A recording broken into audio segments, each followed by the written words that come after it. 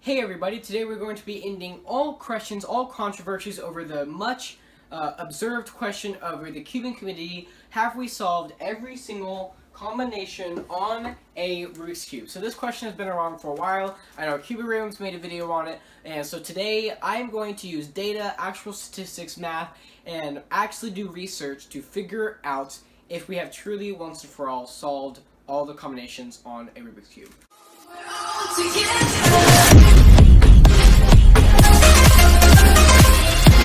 Alright, so before we start this video, let's get into a few announcements. So I'm recently about to hit us 100 subscribers, so I'm going to give you all promo code SUB100 at Teespring for free shipping off my merch. Alright, so let's get into the video.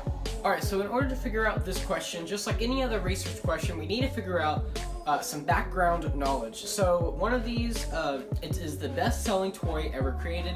So this is not super, whatever, but it's just fun to know. It is the best-selling toy ever. Then this number is actually important. So 350 million units have been sold of this cube. So this cube has been sold 350 million times to 350 million different people. So a lot of people have seen a Rubik's Cube before. And then also it was released in 1980, actually patented. Now it was a little bit older than that, but in 1980 was the actual year where it was fully released to the public and whatnot. So that means the Rubik's Cube was 40 years old in terms of how many people or whatnot. So that is important later, so we can figure out how old it is and use that to figure out if we solved it. Alright, so now to figure out if we've solved every combination, we have to figure out how many combinations are there. So there has been countless documents and research done to figure this out, and it has been truly once and for all, and that is 43 quintillion different combinations on a Rubik's Cube. So this is important because there are lots of different combinations, and we need this number, of course, so we can figure out if we solved everyone. Now, an important number is 20. So if you don't know, 20 is God's number, and they call it God's number. It's not actually God's number, but they call it God's number, and it means that you can solve a Rubik's Cube, whatever scramble it is, in 20 moves or less. So I can take a Rubik's Cube, and this is why I get really annoyed when people are like, oh, I can scramble it up and you won't be able to solve it, when no, that's impossible, because I can literally sit here for hours and hours, and every single time I make one turn, it's a different scramble, and every single time that one turn can be solved in 20 moves or less. So that is important to note, because people like us, like regular cubers, have not learned how to solve every single combination on a 3x3 Rubik's Cube with one algorithm. So that means that we don't solve it under 20 moves. That means we solve it in over 20 moves, which is why it takes longer than 2 seconds to solve a Rubik's Cube. Alright, so now we need to figure out how many people know how to solve a Rubik's Cube. Now it has been noted, even though there's never been any scientific data, because it's impossible to count how many people actually know how to solve a Rubik's Cube, because it's constantly changing and you can't just go and ask every person in the world. So it has been noted that about 5% of the world's population can solve a Rubik's Cube, which is about 400 billion people. So this means that 400 million people know how to solve a Rubik's Cube, which is important for calculating our final equation, because we need to know how many people can solve a Rubik's Cube. And so yeah, so that's important, because now that we have 400 million people, we also need to figure out, because that number is constantly growing. So what I did was I took the net amount of people that are born every day, so the population, how much it rises every day, and I took 5% of that, which got 10,320. So 10,320 people is how many people know how to solve a Rubik's Cube, or learn how to solve a Rubik's Cube every single day. Alright, so then we need to figure out how long it takes and how many moves it takes per solve on average, because obviously people like Felix Zimdix and your grandpa do not solve with the same move count and same speed, so we need to figure out an average. So what I did, because I know I'm about an average cuber, is what I did was I took an average 100 Rubik's Cube solves, and I filmed it, and then I rewatched the footage and counted every move count, and what I did was I made a time and then the move count, and then I averaged all that together, and so this is what I ended up getting. Alright, so after doing 100 Rubik's Cube solves, I figured out that my average time of that was 17.85 seconds, and so what we're going to do is we're going to take that number and average it to 18 seconds, just because it's whatever makes math easier, and making it a little bit higher will actually make the number just change a little bit, and it'll make it more accurate.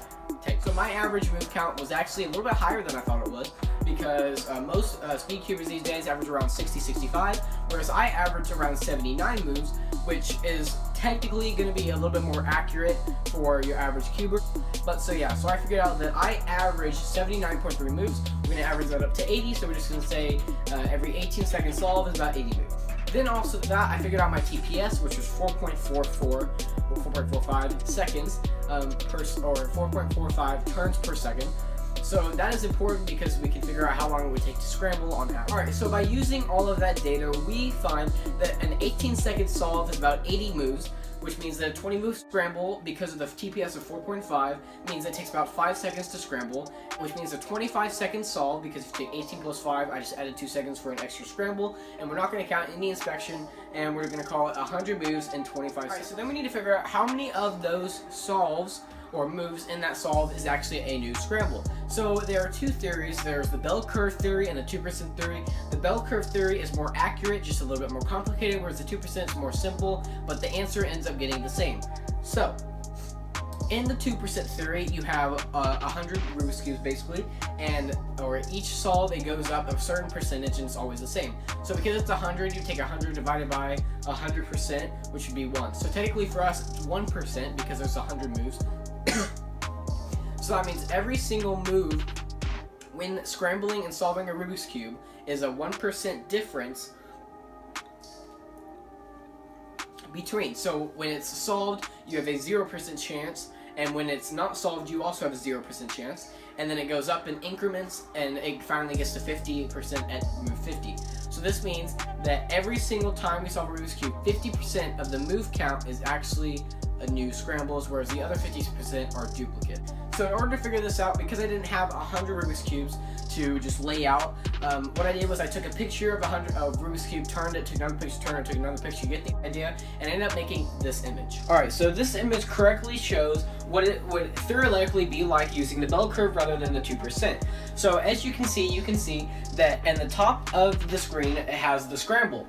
But really all we need to look at is the 100 moves. So it shows that the first 10 moves of the solve are going to have a 99% chance of being new and never before seen scrambles, whereas the last 10 have a 1% chance of being new scrambles and have a 99% chance of being duplicates. And then halfway in between you see that 50% mark. So that 50% mark is really important because it shows where halfway in between where you have a 50-50 shot of it being a new scramble or a not a new scramble theoretically.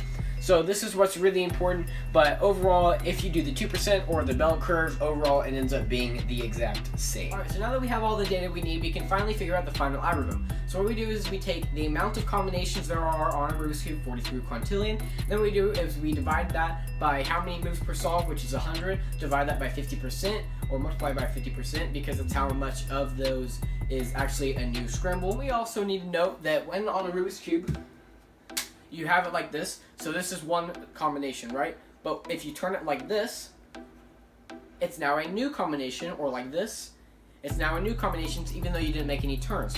Which means when you solve a cube, because of how it is, there are six faces, and then each face has 4 sides, so you multiply 6 times 4 and you get 24. So that means every single time you solve a combination, it's actually times 20. So then what we have to do is take that final algorithm, divide that by 24, and that will give us how many solves need to happen.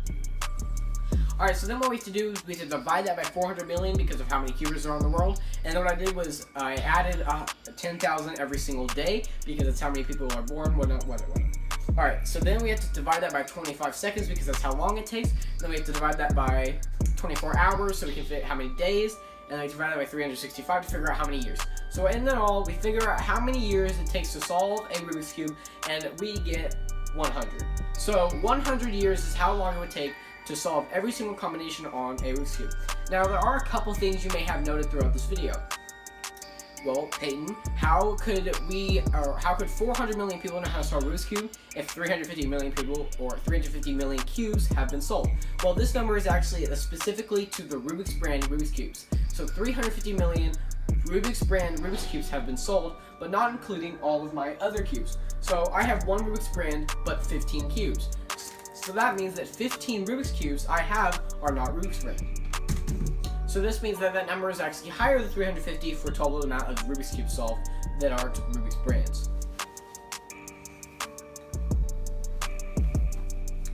Alright, so getting back to 100. So the Rubik's Cube is also 40 years old, which means because it's 100 years, we have not solved every combination on a Rubik's Cube. Now, before you leave, there's some things to know because we gotta figure out, well, if we haven't solved it, is it possible for us to solve it? So, when looking at it, we have to figure out, of course, is it possible or is it impossible?